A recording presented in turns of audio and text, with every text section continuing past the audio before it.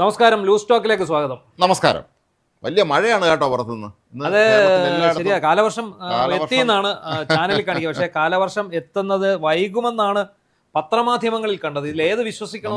ഈ റെക്കോർഡ് ചെയ്യുമ്പോഴും പുറത്ത് പെരുമഴയാണ്, ഇടിവെട്ടുന്നുണ്ട്. ഇടിവെട്ടുന്ന മഴയുണ്ട്, ശേഷം വലിയ ഇടിയും മഴയൊക്കെയാണ്. കേരള രാഷ്ട്രീയത്തിലെ ഏതാണ്ട് അന്തരീക്ഷം പോലെ തന്നെയാണ്. കാറും കോളും എല്ലാം നിറഞ്ഞു നിൽക്കുകയാണ് അല്ലേ? ഇടി മിന്നല് എല്ലാം ഉണ്ട്. ഇവ പതിവ് പോലെ തന്നെ നമ്മുടെ വിഷയം വീണ തൈക്കണ്ടിയെ വിട്ടു പോകാൻ മടിച്ചു നിൽക്കുകയാണ്. കാരണം വിഷയം വീണ തൈക്കണ്ടിയാണ്. വിഷയമാണ്. കേരളത്തിൽ വേറെ സംഭവിക്കുന്നില്ലല്ലോ. വലിയ ഞെട്ടിക്കുന്ന വിവരങ്ങളാണ് പുറത്തു വന്നത്. ഞെട്ടിക്കുന്ന എന്നുള്ള വാക്കിന് സത്യത്തിൽ ഇപ്പൊ ഈ ചാനലുകാർ കാരണം ഒരു വിലയും പ്രസക്തിയില്ലാത്ത ഒരു പ്രസക്തിയില്ല. എല്ലാവർക്കും ഞെട്ടിക്കുന്നതാണ്.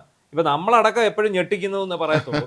ഇത് ഞെട്ടി മനുഷ്യര് കേരളീയ ജനസമൂഹം ഞെട്ടാനില്ല. അതുകൊണ്ട് നമ്മൾ ഇനി സ്ഫോടനാത്മകമെന്നോ അല്ലെങ്കിൽ വേറെ വല്ല പദങ്ങളോ നമ്മൾ പ്രയോഗിക്കേണ്ടി വരും. എന്താണെങ്കിലും ശരി, ഈ സ്ഫോടനാത്മകം എന്ന് പറയുമ്പോൾ ഒരു കാര്യം കൂടെ പറയാതിരിക്കുന്ന നിർവാഹമില്ല. കേരളത്തിലെ 4 സ്ഥലങ്ങളിൽ 4 ജില്ലകളിൽ ഈ സ്ഫോടക വസ്തുക്കൾ പിടിച്ചതുമായി ബന്ധപ്പെട്ട് റെയ്ഡ് NI എന്ന റെയ്ഡ് നടത്തുകയാണ്. അത് നമ്മൾ വളരെ ഈ രാഷ്ട്രീയ ഇത്രയും വലിയ വിഷയങ്ങൾക്കിടയിൽ ശ്രദ്ധിക്കപ്പെടാതെ പോയൊരു വാർത്തയാണ്. എന്നാലും നമ്മളത് ശ്രദ്ധിക്കണം. NIA വന്നു, അത് ഒരു സംശയത്തിന്റെ പുറത്താണ് വന്നത്. ശരിക്കും ഇത് ക്വാറികളിലേക്ക് കൊണ്ടുവന്ന അനധികൃത സ്ഫോടക വസ്തുവാണ് പറഞ്ഞത്. അത് വലിയ ശേഖരമായിരുന്നു. ഒരു 86,900 ജെലാറ്റിൻ സ്റ്റിക്ക് ഡിറ്റോണേറ്റർ എല്ലാം തിരൂരങ്ങാടിയിലാണ് പിടിച്ചത്. പക്ഷേ അത് ഈ വർഷം ആദ്യമായിരുന്നു, ഫെബ്രുവരി 7 ആയിരുന്നു. അപ്പോൾ ഇത് 4 ജില്ലകളിൽ ഈ ഇതുമായിട്ട് ബന്ധപ്പെട്ട് NIA ടീം വെളുപ്പിന് 5 മണി തൊട്ട് റെയ്ഡ് നടത്തുകയാണ്. അതിന്റെ ഫലങ്ങൾ പുറത്തു വരുമ്പോൾ നമുക്കുള്ള വാർത്തയിൽ നമുക്ക് അത് ഉൾപ്പെടുത്താനും സാധിക്കും. അത് കേരള പോലീസിന്റെ പരാജയമാണ്. കേരള പോലീസ് ഇത് അന്വേഷിച്ചിട്ട് ഉറവിടം കണ്ടെത്താൻ സാധിക്കാത്ത സാഹചര്യത്തിലാണ് ഇത് ബീജാപ്പൂരിൽ നിന്ന് പച്ചക്കറി ലോറിയിൽ. നമുക്ക് വീണ്ടും ഇതിലേക്ക് തന്നെ കടന്നു വരാം. നമുക്ക് വീണയുടെ വിഷയത്തിലേക്ക് കടക്കാം. വീണ തൈക്കണ്ടിയുടെ ഏറ്റവും പ്രധാനപ്പെട്ട ഡെവലപ്മെന്റ് എന്താ ഇന്നുള്ളത്?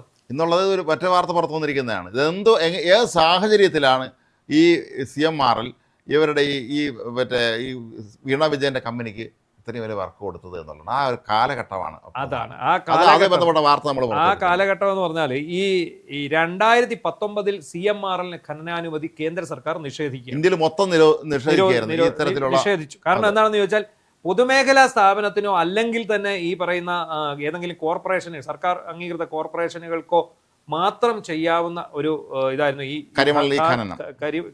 കാരണം ഇതിനകത്ത് ആറ്റമിക് ഇതിനു വേണ്ട സാധനങ്ങൾ അടങ്ങിയിരിക്കുന്നു.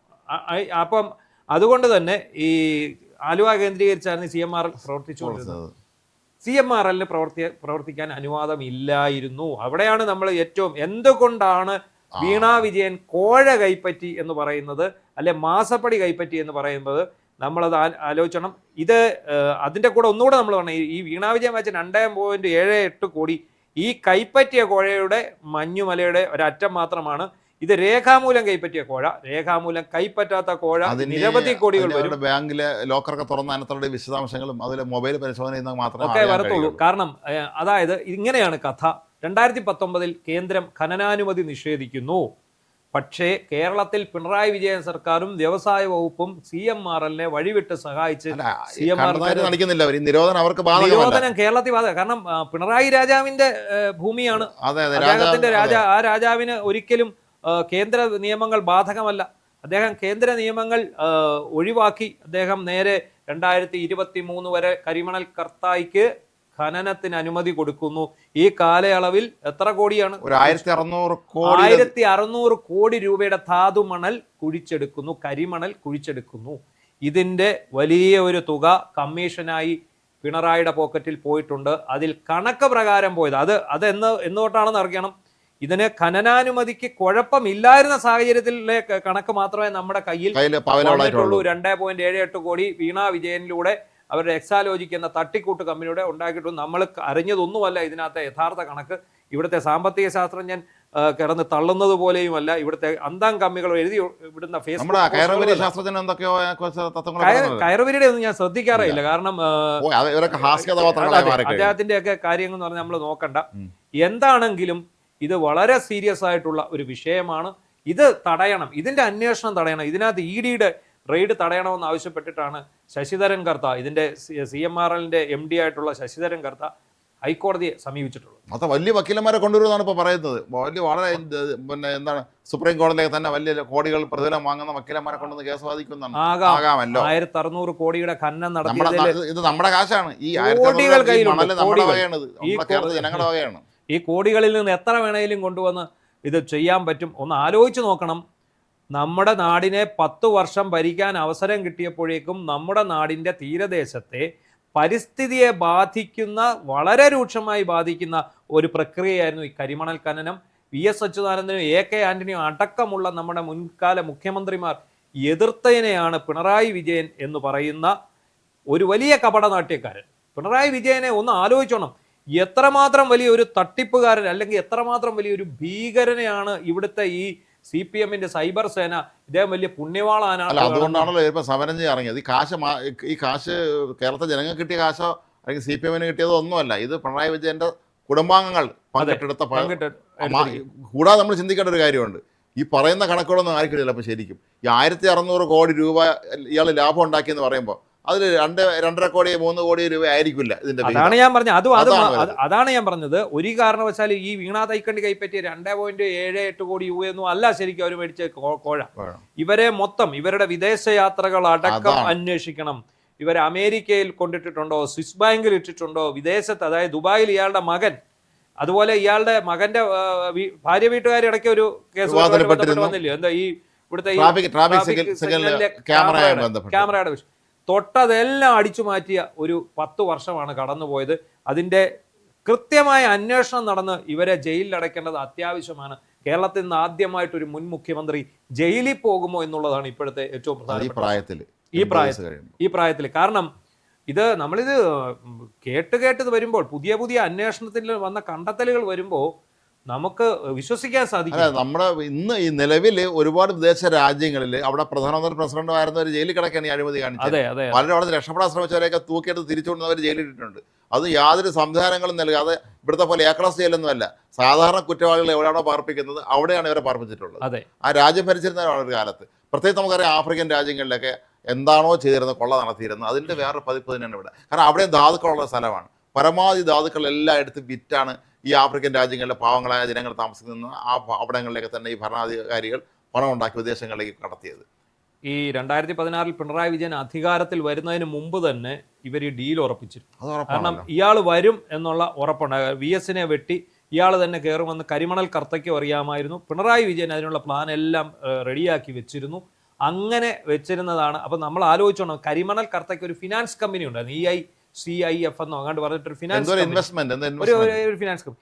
ഈ ഫിനാൻസ് കമ്പനിയിൽ നിന്ന് പിണറായി വിജയന്റെ മകളായിട്ടുള്ള വീണ തൈക്കണ്ടിക്ക് 50 ലക്ഷം രൂപ വായ്പയായിട്ട്. അത് വളരെ വിചിത്രമായ വായ്പയാണ്. ആദ്യം 25 ലക്ഷം രൂപ കൊടുക്കുന്നു. 12% ആനുവൽ പലിശ, വാർഷിക പലിശ 12%. എന്നിട്ട് ഈ 25 ലക്ഷത്തിൽ ഒരു പൈസ പോലും തിരിച്ചടയ്ക്കാതിരിക്കുന്ന സാഹചര്യത്തിൽ വീണ്ടും ഒരു 25 ലക്ഷം അത് എന്റെ കടം വീട്ടാൻ ഞാൻ പൈസ ആയിരുന്നു. അപ്പൊ 25 ലക്ഷം കൂടെ കൊടുക്കും. അങ്ങനെ മൊത്തം 50 ലക്ഷം രൂപ കൊടുക്കും.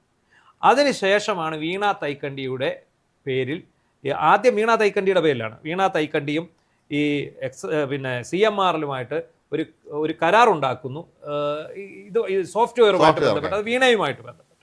അങ്ങനെ വീണയ്ക്ക് 5 ലക്ഷം രൂപ വീതം മാസ പ്രതിഫലം, ഇത് മെയിൻ്റനൻസ് ചെയ്യുന്നതിനും ഈ കരാർ മെയിൻ്റനൻസ് ചെയ്യുന്നതിനും ഇതിന് ചെയ്യുന്നതിനും, ഈ സോഫ്റ്റ്വെയർ മെയിൻ്റനൻസിനും കമ്പനിക്ക് 3 ലക്ഷം. പിന്നെ വരുന്ന കുറച്ചാൾ കഴിഞ്ഞപ്പോൾ ഈ വീണയുടെ കമ്പനി വരുന്നു, എക്സാലോജി. ആ കമ്പനിക്ക് 3 ലക്ഷം. അങ്ങനെ ഈ 5, 3, 8 ലക്ഷം എന്ന് CMRൽ നിന്ന് എല്ലാ മാസവും അങ്ങോട്ട് ചെന്നുകൊണ്ടിരിക്കുന്നു. വീണ തൈക്കണ്ടി നേരത്തെ വാങ്ങിയ 50 ലക്ഷം രൂപ ഈ പൈസയിൽ നിന്നെടുത്ത് തിരിച്ചടയ്ക്കും. അതാണ് ഈ കടിച്ച പൈസ കൊടുത്ത് CMRലിൽ നിന്ന് കരിമണൽ കർത്ത മാസം തോറും 8 ലക്ഷം രൂപ വീണയ്ക്ക് കൊടുക്കുന്നു. വീണ അത് എടുത്തിട്ട് കരിമണൽ കർത്തയ്ക്ക് കൊടുക്കാനുള്ള 50 ലക്ഷത്തിൽ ഇതേന്ന് അങ്ങോട്ട് കൊടുക്കും. ഒരു നല്ല ചക്രമാണ്. നമ്മൾ പണ്ട് പരിസ്ഥിതി ക്ലാസ്സിൽ പഠിച്ചിട്ടുണ്ടല്ലോ, ഒരു പരിസ്ഥിതി ചക്രം.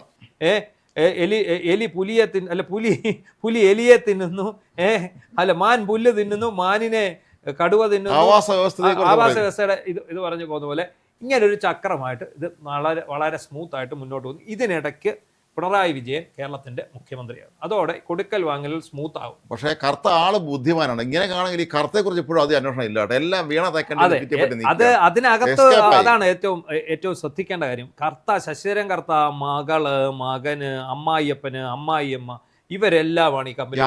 ആദ്യം ഇയാളുടെ തന്നെ കുടുംബത്തിലെ മറ്റു പലർക്കും ഷെയർ ഉണ്ടായിരുന്നു. പിന്നീട് അവരെല്ലാവരും ഔട്ടായിട്ടുണ്ട്. അപ്പം ഇതിനകത്ത് അപ്പൊ എന്താ സംഭവിക്കുന്നത്? വീണ തൈക്കണ്ടി 2.25 കോടി 2.78 ലക്ഷം രൂപ കൺസൾട്ടേഷൻ ഇനത്തിൽ കൈമാറുന്നു. ഇയാളുടെ ഈ സോഫ്റ്റ്വെയർ അപ്ഡേഷനാണ്. എന്ന് വെച്ചാൽ യാതൊരു പണിയും ചെയ്യാതെ യാതൊരു കമ്മ്യൂണിക്കേഷനും ഇല്ല, ലീഗൽ കമ്മ്യൂണിക്കേഷൻസ് ഒന്നുമില്ല, ഒഫീഷ്യൽ കമ്മ്യൂണിക്കേഷൻസ് ഒന്നുമില്ല. ടാലി അങ്ങനെയൊക്കെയുള്ള ടാലി പവർ ബട്ടൺ, അതാണ് രസം. ടാലി പവർ ബട്ടൺ, പിന്നെ മൈക്രോസോഫ്റ്റ് ഓഫീസ്, മൈക്രോസോഫ്റ്റ് വിൻഡോസിന്റെ പേര് എഴുതി വെച്ചില്ല, ഭാഗ്യമായി. പിന്നെ മൈക്രോസോഫ്റ്റ് ഔട്ട്ലുക്ക്. നമ്മുടെയൊക്കെ വീട്ടിൽ ഇരിക്കുന്ന ചെറിയ കമ്പ്യൂട്ടർ ഇത് നമ്മളൊരു കമ്പ്യൂട്ടർ എടുക്കുന്ന സമയത്ത് അതിന്റെ കൂടെ വരുന്ന സാധനങ്ങളാണ് ഇത്. 5-10 രൂപ കൊടുത്താൽ മതി, ആ രീതിയിൽ വരുന്നതാണ്. അത് ഓർത്തോണം. അപ്പോൾ ഇങ്ങനെ ഈ 2019 ഇവരുടെ കഞ്ഞിയിൽ പാറ്റ ഇട്ടുകൊണ്ട് കേന്ദ്രം ഈ നിയമം കർശനമാക്കി കരിമണൽ ഖനനം നിരോധിക്കുന്നു. അതായത് ഈ ഏജൻസിക്ക് ഇത് ഈ കമ്പനിക്ക് ഇത് ഖനനം ചെയ്യാനുള്ള അനുമതി ഇല്ല എന്ന് വരുന്നു. അപ്പോഴാണ് കേരളത്തിൽ മാത്രം ഈ നിയമം നടപ്പാക്കിയില്ല. കേരളത്തിൽ പിണറായി വിജയൻ നടപ്പാക്കാതിരുന്ന നിയമങ്ങൾ ഏതൊക്കെയാണെന്നറിയോ? പൗരാവകാശം, മറ്റേ SIR നടപ്പാക്കില്ല എന്ന് പറഞ്ഞു, അത് നടന്നു. പിന്നെ എന്താണ്, PM ശ്രീ നടപ്പാക്കത്തില്ലെന്ന് പറഞ്ഞു, അത് നടന്നു. ആയുഷ് സ്ഥാപനങ്ങൾ വരത്തില്ല എന്ന് പറഞ്ഞു, അത് വന്നു. പിന്നെ കേന്ദ്ര സർക്കാരിന്റെ പിന്നെ പൗരത്വ ഭേദഗതിക്കെതിരെ നിയമം പാസ്സാക്കി.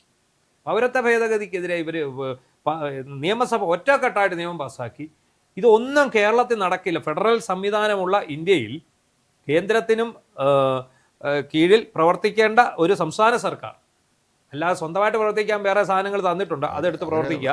അല്ലാതെ ചില കാര്യങ്ങൾ കേന്ദ്രം നടപ്പാക്കുന്ന നിർണായക നിയമങ്ങൾ, രാജ്യസുരക്ഷയെ ബാധിക്കുന്ന വിഷയങ്ങൾ, രാജ്യത്തിൻ്റെ ദൈനംദിന പ്രവർത്തനത്തെ ബാധിക്കുന്ന വിഷയം, ഇതൊക്കെ നടപ്പാക്കാൻ ബാധ്യസ്ഥരായ കേരള ഭരണകൂടം നടപ്പാക്കിയത്. അല്ല, മാത്രമല്ല ഈ പ്രൈവറ്റ് ലിമിറ്റഡ് കമ്പനി എന്നുള്ള അവസ്ഥയിൽ നിന്ന് ഇത് KSIDCക്ക് ഇതിൽ പങ്കാളിത്തം വരെയാണല്ലോ. അതെ, എനിക്ക് തോന്നുന്നത് ഈ KSIDCക്ക് 13.48% ഷെയറാണ് ഈ CMRL കൊടുത്തത്. പബ്ലിക് ലിമിറ്റഡ് കമ്പനി അത് അപ്പോൾ എന്താണ്, പൊതുമേഖലാ സ്ഥാപനമാക്കി മാറ്റുന്നതിന്റെ ഭാഗമായിട്ടാണ് ഇത് വന്നത്. അപ്പോൾ അതുകൊണ്ടൊരു അബദ്ധം പറ്റിയെന്നാണെന്ന് അറിയാമോ? ഇത് പ്രൈവറ്റ് ലിമിറ്റഡ് കമ്പനിയിൽ നിന്ന് പൊതുമേഖലാ സ്ഥാപനത്തിലേക്ക് മാറിയപ്പോൾ വിജിലൻസ് അന്വേഷണത്തിന്റെ ഒക്കെ പരിധിയിലേക്ക് സ്ഥാപനമായി മാറി. മാത്രമല്ല പിണറായി വിജയൻ ആണ് മുഖ്യമന്ത്രി, എല്ലാ വകുപ്പുകളുടെ ചുമതലക്കാരൻ മുഖ്യമന്ത്രിയാണ് ഫലത്തിൽ. അങ്ങനെ മുഖ്യമന്ത്രിയുടെ മകൾക്ക് കൊടുത്തത് തീർച്ചയായും അധികാര ദുർവിനിയോഗം, അഴിമതി തന്നെയാണിത്. എനിക്ക് തോന്നുന്നത് ആദ്യം ഈ വകുപ്പ് വ്യവസായം ചിറ്റപ്പന്റെ കയ്യിലായിരുന്നു.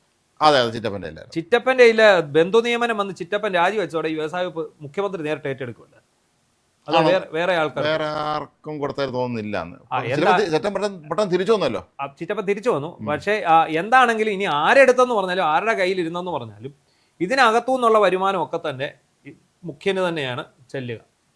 ഇപ്പോൾ ഇവരെന്തിനാണ് ഈ ഭയം ഓടുന്നത് എന്നുള്ളത് ഇപ്പം മനസ്സിലായല്ലോ. ഈ വലിയ കൊള്ള സംഘത്തെ രക്ഷിച്ചെടുക്കുക എന്ന ലക്ഷ്യത്തോട് ഇതിൽ വളരെ വിചിത്രമായ ഒരു കാര്യം, ഈ കർത്ത വളരെ ബുദ്ധിമാനായിരുന്നല്ലോ, അതുകൊണ്ട് തന്നെ അദ്ദേഹം എല്ലാ രാഷ്ട്രീയക്കാർക്കും കൃത്യമായിട്ടും പണം എത്തിച്ചു. വളരെ അപൂർവം പേരുള്ളവർ രണ്ട് കൈ നീട്ടി വാങ്ങാത്തത്.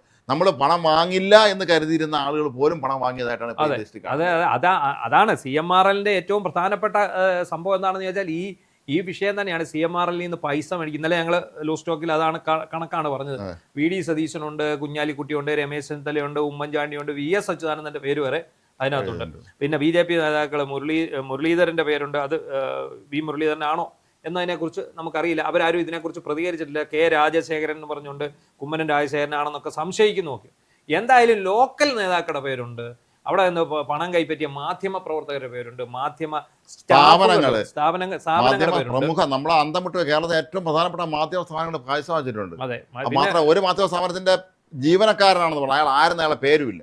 അത് ഏറ്റവും പ്രശസ്തമായ ഏറ്റവും വലിയ മനോരമ സ്റ്റാഫ് എന്നാണ് അവിടെ എഴുതി വെച്ചിരിക്കുന്നത്. അത് മനോരമയുടെ ഏതെങ്കിലും പ്രാദേശിക ലേഖനാണോ അതോ അവരുടെ ഏതെങ്കിലും എക്സിക്യൂട്ടീവ് ആണോ അങ്ങനെ ഒന്നും അറിയില്ല. എന്താണെങ്കിലും അങ്ങനെയൊക്കെയുള്ള കാര്യങ്ങൾ നടന്നു. അപ്പോൾ നടന്നത് എന്താണ്? കരിമണൽ ഖനനത്തിന്റെ പേരിൽ കേരളത്തെ കൊള്ളയടിച്ചെടുക്കുകയായിരുന്നു കരിമണൽ കർത്തായും കേരളത്തിന്റെ മുഖ്യമന്ത്രിയായിരുന്ന പിണറായി വിജയന്റെ കുടുംബവും ചെയ്തു. പാർട്ടിക്കാർക്കൊന്നും ഇതിന്റെ വീതം കെട്ടാൻ യാതൊരു സാധ്യതയില്ല. ഇവർക്കൊന്നും 5 പൈസ കൊടുക്കുക. സർ CP ഇവിടെ തിരുവിതാംകൂറിലെ ദിവാനായിരുന്ന കാലത്താണ് ഈ കരിമണലിന്റെ പ്രാധാന്യം മനസ്സിലാക്കിയതാണ്. നമ്മൾ സർ CP പല കാര്യങ്ങളിലും നമ്മൾ അദ്ദേഹം ചെയ്ത ചില പ്രവർത്തികൾ നമ്മൾ വിമർശിക്കുമ്പോഴും അദ്ദേഹം നമ്മളെ കേരളത്തിന് വേണ്ടി ചെയ്ത ഒരുപാട് നല്ല കാര്യങ്ങളുണ്ട്, അത് നമ്മൾ മറക്കാൻ പാടില്ലാത്ത. അതിലൊരു കാര്യമായിരുന്നു ഈ കരിമണലിനെ കുറിച്ച് അദ്ദേഹം വളരെ കൃത്യ ധാരണ ഉണ്ടാകും. അതാണ് ഏറ്റവും ആണവ പദ്ധതിക്ക് ഏറ്റവും കൂടുതൽ വേണ്ട സാധനമാണ്. മാത്രമല്ല പണ്ഡിത് സായപ്പന്മാർ ഇഷ്ടം പോലെ കപ്പൽ കൊണ്ടുപോകുന്നതാണ്, ഒരു പൈസ തരാതെ. അവർക്കത് മനസ്സിലായി. ഇത് കൊണ്ട് ഇത് വേർതിരിച്ചെടുത്താൽ നമ്മൾ ഇവിടെ നിന്ന് എത്രയോ എന്താണ് ടൺ കണക്കിന് സ്വർണ്ണം കൊണ്ടുപോകുന്നേക്കാളും വിലയാണ് ഈ സാധനത്തിന്. നമ്മൾ സ്കൂളിൽ പഠിക്കുമ്പോൾ ജിയോഗ്രാഫി പഠിക്കുമ്പോൾ നമ്മൾ ഈ മണ്ണിനങ്ങളെ കുറിച്ച് അതെ. അപ്പോൾ നമ്മൾ പഠിക്കും ചുവന്ന മണ്ണ്, ലാറ്ററൈറ്റ് മണ്ണ്, കളിമണ്ണ്, അപ്പോൾ അന്ന് നമ്മൾ പഠിച്ചത് എൻ്റെ ഇപ്പം ബോക്സൈറ്റും ഇൽമനൈറ്റും ഏറ്റവും കൂടുതൽ കേരളത്തിൻ്റെ പടിഞ്ഞാറേ തീരത്താണ്. ഇന്ത്യയുടെ പടിഞ്ഞാറേ തീരം കേരളത്തിലാണ് ഇത് ഏറ്റവും കൂടുതലുള്ളത്. അപ്പം നമ്മൾ നോക്കുമ്പം ഈ പറയുന്ന ലാവ കലർന്ന മണ്ണ്, ചുമന്ന മണ്ണ്, എക്കൽ മണ്ണ്, ഇതൊന്നും നമ്മുടെ അവിടെ ഇല്ല. നമുക്കതൊരു വിഷമമാണ്. അപ്പം നമ്മുടെ അവിടെ ആകെ കാണുന്നത് നമ്മൾ കൊച്ചു പിള്ളേരല്ലേ വായിക്കുമ്പോൾ ഇൽമനൈറ്റ്, ബോക്സൈറ്റ്, പിന്നെ ധാതുമണൽ, ഇതൊക്കെയാണ്. അപ്പം നമ്മൾ വിചാരിക്കും ഇത് എന്തുവാ ഇവിടെ ഇങ്ങനെയാണല്ലോ എന്ന് നമ്മൾ അറിയാം. പക്ഷേ ഏറ്റവും സമ്പന്നരായിട്ടുള്ള സംസ്ഥാനമാണ് കേരളം. അതാണ് കൊള്ളയടിച്ച് കുറെ പേര് സ്വകാര്യ സ്വത്താക്കി കുറെ പേര് അവരുടെ കൈവശമാണ്. അത് മാത്രമല്ല, എല്ലാ രാഷ്ട്രീയക്കാരനും പൈസ കൊടുത്തുകൊണ്ട് തന്നെ ആർക്കും ഒന്നും മിണ്ടാൻ പറ്റില്ല. കാരണം അത് ഈ കർത്ത നമ്മുടെ നാട്ടിൽ സാധാരണ കോറി ഉടമകൾ ചെയ്യുമല്ലോ, എല്ലാ രാഷ്ട്രീയക്കാരനും പൈസ കൊടുക്കും. അതിന്റെ വേറൊരു പതിപ്പാണ് കർത്തയെ ഇവിടെ എല്ലാവർക്കും. പണ്ട് ഞങ്ങളുടെ നാട്ടില് ഒരു വലിയ സ്പിരിറ്റ് കുംഭകോണം പിടികൂടി. യമഹ സുരേന്ദ്രൻ, ഞങ്ങളുടെ നാട്ടുകാരൻ. ഞങ്ങളുടെ എൻ്റെ വീടിന് അടുത്താണ് രാമഞ്ചിറ, ഇലവന്തിട്ടയ്ക്ക് സമീപം രാമഞ്ചിറയിലായിരുന്നു ഈ സ്പിരിറ്റ് കുഴിച്ചിട്ടിരുന്ന ഭൂഗർഭ ഗോഡൗൺ. ഇത് അന്ന് ശ്രീലേഖയാണ് Pathanamthitta S P. Sreelekha Pathanamthitta S P. ഞാനന്ന് ജേർണലിസത്തിൽ പഠിച്ചുകൊണ്ടിരിക്കുന്നു. അപ്പോൾ ആ സമയത്താണ് ഈ ഇത് പിടിക്കുന്നത്. പിടിച്ചു കഴിഞ്ഞപ്പോൾ എന്താണെന്നറിയാം, ഇതിനകത്ത് നിറയെ പേരെഴുതി വെച്ചിരിക്കുക. ആദ്യം തന്നെ പറയാം പോലീസുകാരെ സസ്പെൻഷനിലായി, എക്സൈസുകാരെ, പോലീസുകാരെ, നമ്മുടെയൊക്കെ അടുത്ത സുഹൃത്തുക്കളെ പോലീസുകാർ. ചുമ്മാ അവിടെ ചെല്ലുമ്പോൾ 10,000-20,000 എടുത്ത് കൊടുക്കും. ഇവരിത് പേടിച്ചോണ്ടിട്ട് പോരും. ഏതാ അന്ന് ചാരായം നിരോധിച്ചിട്ടില്ല. അല്ല, അന്ന് ചാരായം നിരോധിച്ചിട്ടില്ല. അപ്പൊ ഈ സ്പിരിറ്റിനല്ല ഇതുകൊണ്ട് സ്പിരിറ്റ് നേരെയും കടത്താം, അല്ലാതെ സ്പിരിറ്റ് കടത്തൽ സ്ഥിരം പരിപാടിയായിരുന്നു. അപ്പൊ ഈ അന്ന് ഈ പത്തനംതിട്ട എസ് പി ആയിരുന്ന ശ്രീലേഖയാണ് ഈ ഡയറി എടുക്കുന്നത്. പക്ഷെ ഈ ഡയറിക്കകത്തെ വിവരം പുറത്തു വിടുന്നത് മംഗളത്തിന്റെ ലേഖനാണ് സജിത്ത് പരമേശ്വരൻ.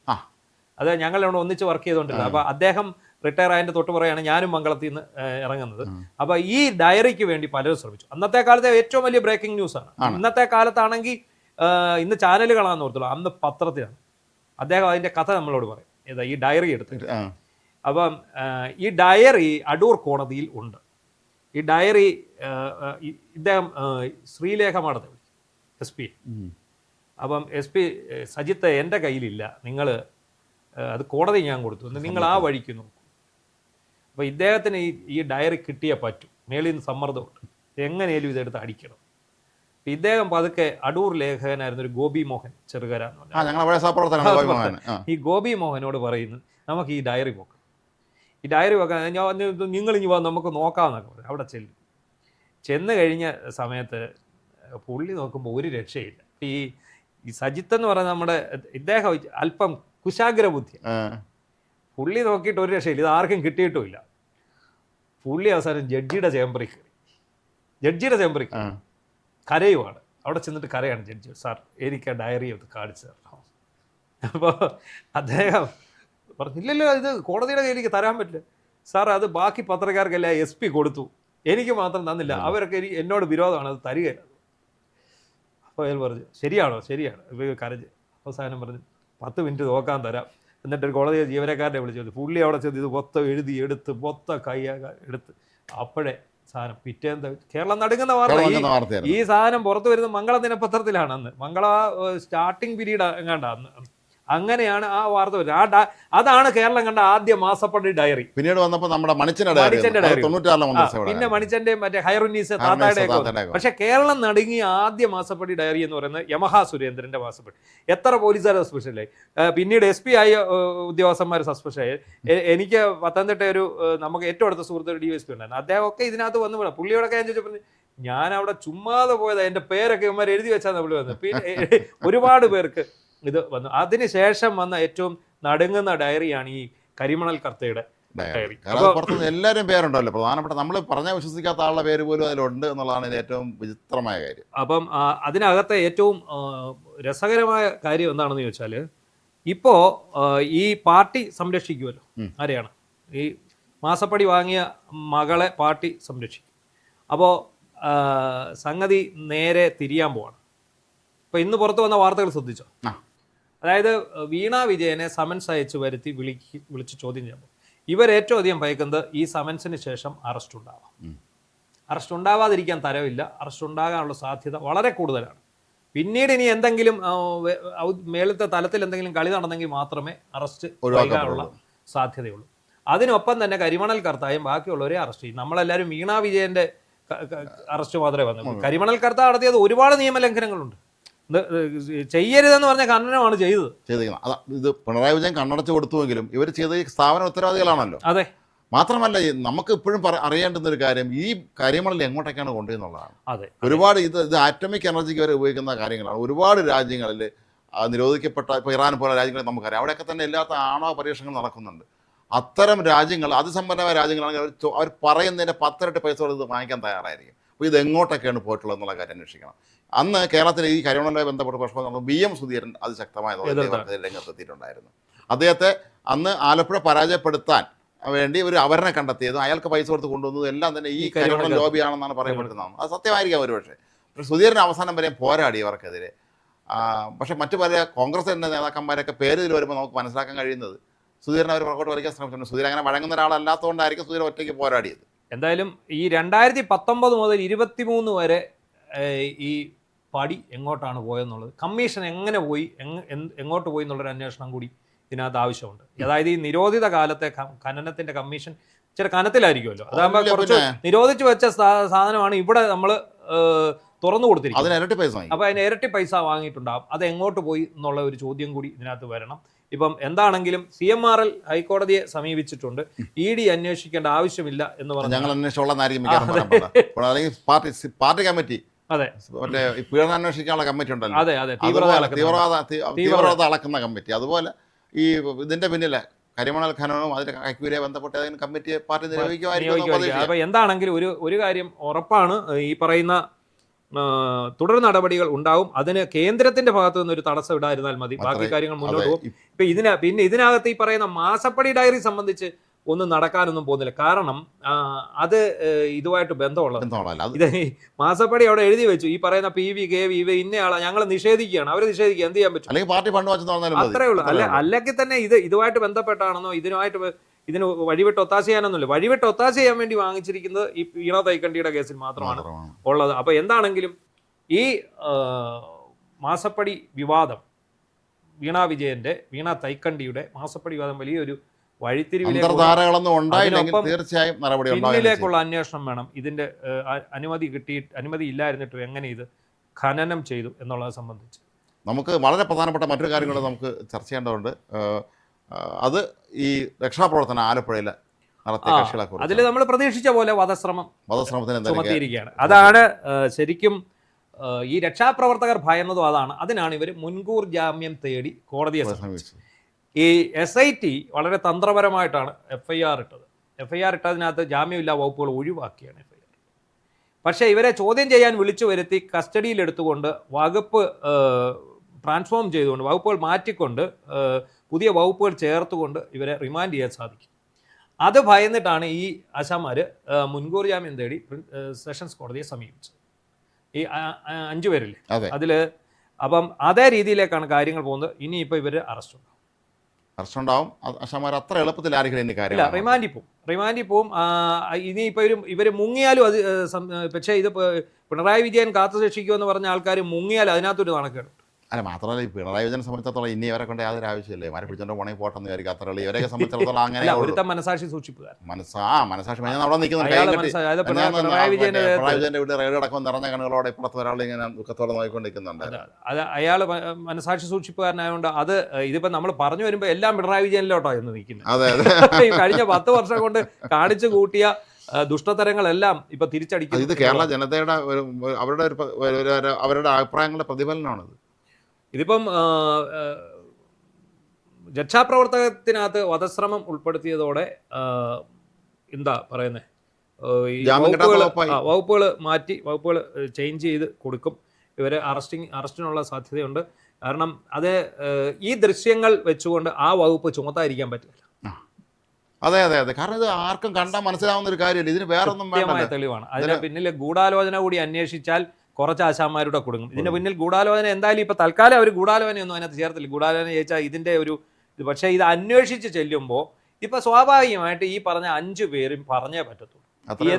പിന്നെ ഇവര് മറ്റുള്ളവരെ രക്ഷിക്കാൻ വേണ്ടി ഞങ്ങൾ തന്നെ ചെയ്താണെന്ന് പറയും. പക്ഷെ അതിനൊക്കെ ഒരു പരിധിയുണ്ട്. നമുക്കറിയാം, ആലപ്പുഴ DYSP പിടിച്ചു നിന്നെങ്കിലും അവസാനം അയാൾക്ക് പറയേണ്ടി വന്നു ADGP കാരണമാണ് ചെയ്യേണ്ടി വന്നുള്ളത്. ADGP തിരുത്താൻ ഇപ്പോഴും തെക്കൻ കേരളത്തിലെ ഒരു പ്രവാസി വ്യവസായിയുടെ കാല് പിടിച്ചിട്ടാണ് അയാൾ നിൽക്കുന്നത്. ആ പ്രവാസി വ്യവസായിയുടെ പേര് നമുക്ക് പറയാൻ സാധിക്കത്തില്ല.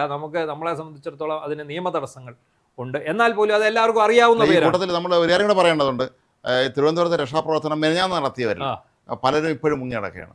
ചിലർക്ക് നോട്ടീസ് ഇട്ട് കഴിഞ്ഞവരൊക്കെ അല്ല, അത് ഹൈറേഞ്ച് ഹക്കീമുകളാണ് കൂടുതലും. ഫേസ്ബുക്കിൽ വന്നിട്ട് എന്തോ വിപ്ലവ പാർട്ടി പറഞ്ഞു ഞാൻ നടപ്പിലാക്കി, പാർട്ടി നമ്മൾ തീരുമാനിച്ച പ്രകാരം അത് പേരടി ഗ്രഹപ്പോഴേ പാർട്ടി പറഞ്ഞ നടപ്പിലാക്കി. അത് ഇതിന്റെ കൂടെ പറയേണ്ട ഒരു കാര്യമാണ്. ഈ തിരുവനന്തപുരത്തെ രക്ഷാപ്രവർത്തകർ, അതായത് പിണറായി വിജയനെ മകളെ രക്ഷിക്കാൻ വന്ന് EDയുടെ വണ്ടി അടിച്ചു പൊട്ടിക്കുകയും ED ഉദ്യോഗസ്ഥരെ ആക്രമിക്കുകയും ചെയ്ത രക്ഷാപ്രവർത്തകരുടെ കാര്യമാണ് പറയുന്നത്. അല്ല, അതിൽ ഞങ്ങൾ പാർട്ടി പറഞ്ഞു ഞങ്ങൾ നടപ്പിലാക്കി, പാർട്ടി ഏൽപ്പിച്ച കാര്യം. അപ്പോൾ ഇതിന്റെ പിന്നിൽ ഗൂഢാലോചന ഉണ്ട് എന്ന് തന്നെയാണ് ഈ മണ്ടന്മാർ ഈ ഫേസ്ബുക്ക് പോസ്റ്റ്. ഇതിനകത്ത് ഏറ്റവും കൂടുതൽ പണി മേടിക്കാൻ പോകുന്നത് റഹീമാണ്, നമ്മുടെ MP, നമ്മുടെ പാർലമെന്റിൽ ഇംഗ്ലീഷ് മാത്രം പറയുന്ന MP റഹീം ഇതിനിടയ്ക്ക് അതിൽ ഒരു സാക്ഷിയെ വിളിച്ച് അന്വേഷണം അട്ടിമറിക്കാൻ വാഹന ഡ്രൈവർ ആ വാഹനത്തിന്റെ ചില്ലടിച്ച് പൊട്ടിക്കുക, അയാളെ ഉദ്രവിക്കുകയും ചെയ്ത് അയാൾ പാർട്ടിക്കാരാണെന്ന് അറിഞ്ഞ് ഇയാളെ വിളിച്ച് വാഗ്ദാനം നൽകിയിരിക്കുകയാണ്. സാക്ഷിയെ സ്വാധീനിക്കാൻ ശ്രമിച്ചു എന്ന് പറഞ്ഞാൽ നമ്മുടെ നാട്ടിലെ വലിയ ഗുരുതരമായ കുറ്റമാണ്. വളരെ പ്രധാനപ്പെട്ട ഒരു ക്രൈമില്ല സാക്ഷിയെ സ്വാധീനിക്കാൻ നോക്കുന്നത്, അതിൽ വലിയ കുറ്റമാണ്. സാക്ഷിയെ സ്വാധീനിക്കാൻ ശ്രമിച്ചത് എങ്ങനെയാണ്? ആ ശ്രമിച്ച വിവരം ഈ മണ്ടശിരോമണി പറഞ്ഞു, ചാനലുകളുടെ മുമ്പിൽ എന്ന് പറഞ്ഞു. അയാളെ ഞങ്ങൾ ക്ഷമ പറഞ്ഞു, അയാളുടെ വണ്ടി ഞങ്ങൾ ശരിയാക്കി കൊടുക്കും, അയാൾക്ക് ഇനി പരാതിയില്ലാതെ. എല്ലാ ഹൈറേഞ്ച് ഹക്കീമാരാണ്, എല്ലാ ഹൈറേഞ്ച് ഹക്കീമാർ. ഇത് എന്താണ് പറയുന്നത്? ഇവർക്കാർക്ക് ഈ തലയിൽ ആൾതാമസം ഇല്ല എന്ന് പറയുന്നത് പോലെ ഇത് അങ്ങനെ പറഞ്ഞു. മാത്രവുമല്ല, ഇതിനകത്ത് പോലീസുമായിട്ട് നടത്തിയ ഒരു നീക്കുപോക്കിനും തെളിവുണ്ട്. അത് IB അല്ല, എപ്പോഴേ കേന്ദ്ര ഏജൻസികൾക്ക് കൈമാറി കഴിഞ്ഞു. ഈ വെങ്കടേഷ് എന്ന് പറയുന്ന ADGP അടക്കം വന്ന് ഇവരോട് കരഞ്ഞു കാല് പിടിച്ചു, നിങ്ങൾ ഞങ്ങളോട് ഇങ്ങനെ ഏറ്റതല്ലേ എന്നൊക്കെ പറഞ്ഞു. പിന്നെ VD സതീശന്റെ അവകാശവാദവും തെറ്റാണ്. ഒരു കാരണവശാലും ഇത് പോലീസിന്റെ ഏറ്റവും വലിയ വീഴ്ചയാണ്, വീഴ്ച അല്ല എന്ന് പറയുന്നത് നമുക്ക് സമ്മതിക്കാൻ പറ്റും. ഒരിക്കലല്ല, ഇത് വീഴ്ച തന്നെ, ഗുരുതരമായ വീഴ്ച തന്നെയാണ് സംഭവിച്ചിട്ടുള്ളത്. പോലീസ് അതിന് ഒത്താശ ചെയ്തു എന്ന് തന്നെ പറയേണ്ടി വരും. പിണറായിയുടെ പോലീസ് എന്ന് പറയാം, സതീശന്റെയോ രമേശിന്റെയോ പോലീസ് എന്ന് പറയാൻ പറ്റത്തില്ല. പിണറായിയുടെ പോലീസാണ്, പിണറായിയുടെ പോലീസാണ് ഇപ്പോഴും ഉള്ളത്. കാര്യം 2 ആകുമ്പോൾ സത്യപ്രതിജ്ഞ ചെയ്തിട്ട് ഇത്രയും ദിവസമാവുന്നു, ഇപ്പോഴും ഈ ആരെയും മാറ്റിയിട്ടില്ല. ഇല്ല, പിണറായി പോലീസാണ്, പിണറായി ചീഫ് സെക്രട്ടറിയാണ്, പിണറായി സെക്രട്ടേറിയറ്റ് ആണ്. അത് തന്നെയാണ് ഇപ്പോഴും അവസ്ഥ.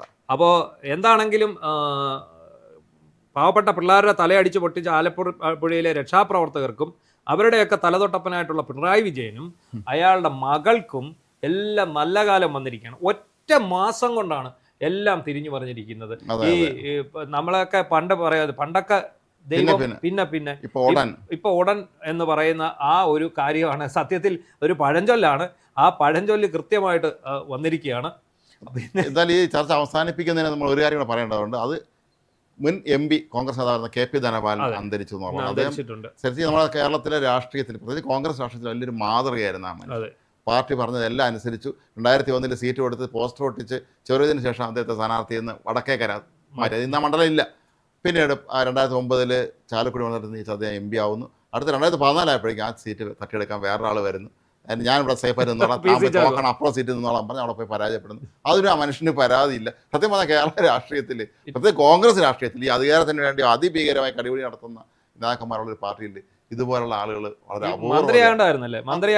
അദ്ദേഹം മത്സരിച്ച് വൈപ്പിനിൽ മത്സരിപ്പിക്കാൻ അദ്ദേഹത്തെ ലക്ഷ്യമിട്ടതാണ്. പിന്നെ അവസാനം ടോണി ചെമ്മണിയെ കൊണ്ടുവന്ന് മത്സരിപ്പിക്കുക. നല്ലൊരു സഹകാരി കൂടിയായിരുന്നു അദ്ദേഹം. രാഷ്ട്രീയത്തിൽ വളരെ സൗമ്യ സാന്നിധ്യമായിരുന്ന ഒരു മനുഷ്യൻ, മാതൃകയായിരുന്ന ഒരു മനുഷ്യനാണ്. സത്യത്തിൽ ഇതുപോലത്തെ ആളുകൾ ഇന്നത്തെ രാഷ്ട്രീയത്തിൽ വളരെ അപൂർവതയായി മാറിക്കൊണ്ടിരിക്കുന്ന ഒരു കാലമാണ്.